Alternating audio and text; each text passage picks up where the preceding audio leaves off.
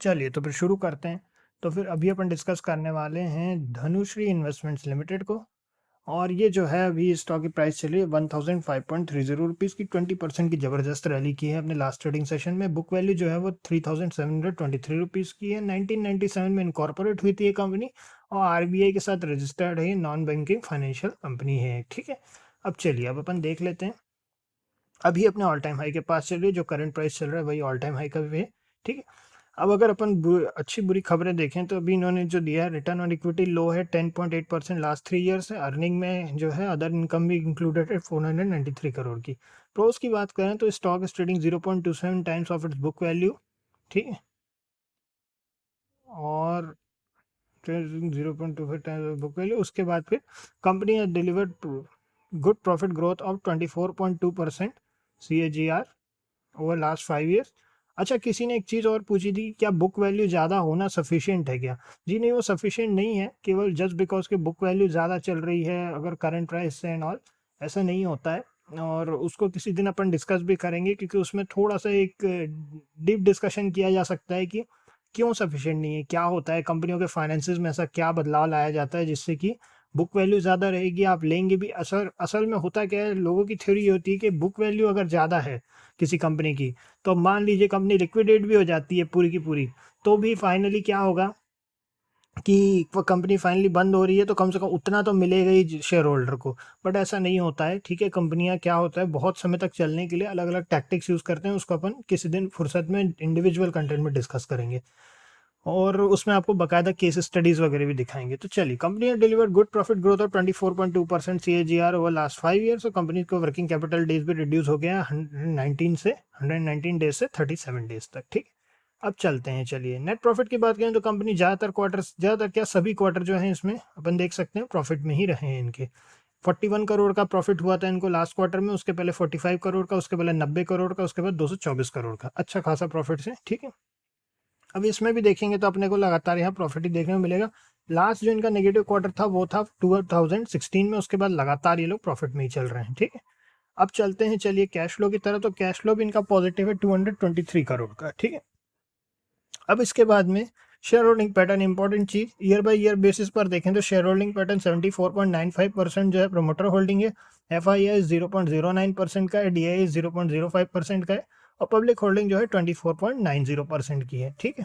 चलिए तो फिर अब इसमें अपन चलते हैं और इसमें अपन थोड़ा समझने की कोशिश करते हैं क्या हो सकता है। अगर अपन एक बढ़िया चीज इसमें देखें तो देखिए, ये जो स्टॉक है 2020 में ये स्टॉक जो चल रहा था वो चल रहा था 130 रुपीज़ के आसपास, ठीक है। चलिए अपन देखते हैं 2020 में अगर अपन देखें तो 131 रुपीज़ के आसपास चल रहा था।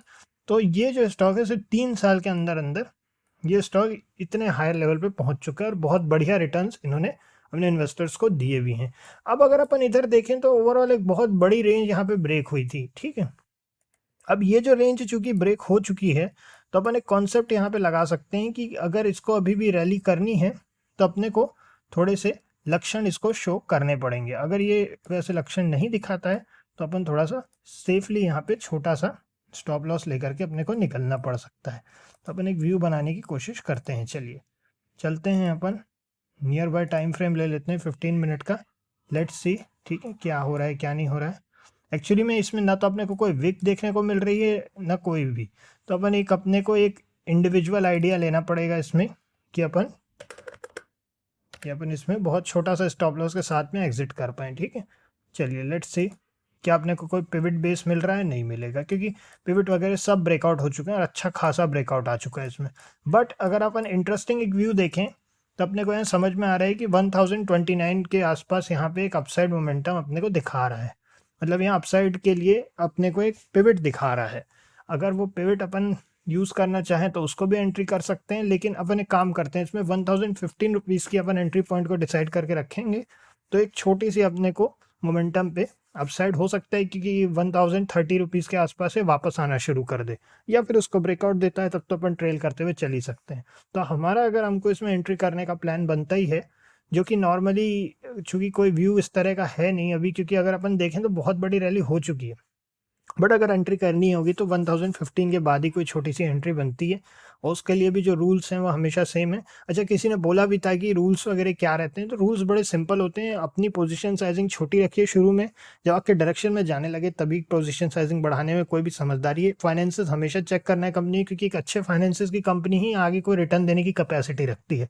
बुरे फाइनेंसेस का ऐसा है कि रेयरली कभी ऐसा होगा कि रिटर्न आएंगे, ठीक है, बहुत रेयर। यानी उनको फिर कहीं बाहर से इन्वेस्टमेंट लाना होगा, या फिर बहुत सारे मैनेजमेंट में चेंजेस करने होंगे, या फिर अचानक से कंपनी ने कोई ऐसा प्रोडक्ट कर लिया, बना दिया, बहुत सारी चीज़ें कहना चाहिए अपन प्रिडिक्ट नहीं कर सकते। इन जनरल मार्केट में अनप्रिडिक्टेबिलिटी तो होती ही है, चाहे कितने ही अपन रिसर्च करें।